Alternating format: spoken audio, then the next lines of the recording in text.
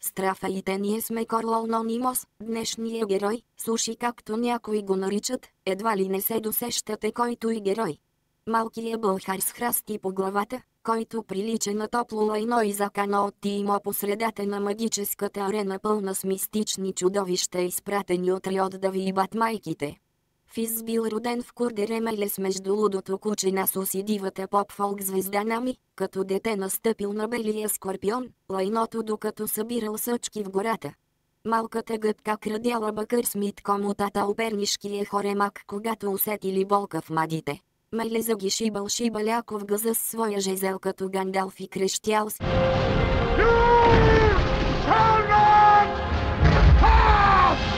след което чува шмук и се събужда на следващия ден с болки в устата, а до него дзурлата на Митко мутата, за да забрави случилото се, скитал из седемте морета, като пират от карибски пирати яздещ кранта наподобяваща морж. Един ден бил нападнат от Ларли Клудото куче, който ловил риба близо до Ромския залив Майами Бич, изял крантата и си направил костюм да гони злите духове на поклади.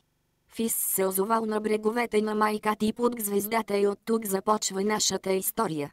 Неговия пасив го прави да бяга като цигани назад черната перла на ромската махала, крадящ желязо от Байтошо и минаващ като нинджа през своите братя, докато чико бойците белия скорпион и Митко мутата му ибат майката и се чува шлур. Първата му магия се казва Гъспенетратион, благодарение на своя жезел откраднат от циганката Нами той може да те промуши с двата пръста чак до кръста. Това те разгорещява толкова много, че се палиш в страсти и мръсни мисли как събираш съчки с Деяни Кебаната и Милко Калайджиев в гората по прашки. Втората магия се казва Туктонер, която ви позволява да биете чики и на воля, чак до запаряване, докато биете демична секунда на вашите противници, докато Анни не получи първа кръв. Третата магия се казва Отиваме на купона с Жоржано. Ще се кълчите чак до сутринта на своя магически жезел, ако не, ще се разбиете с гръм и мълния в земята, както лайно в бидето на Фидосова.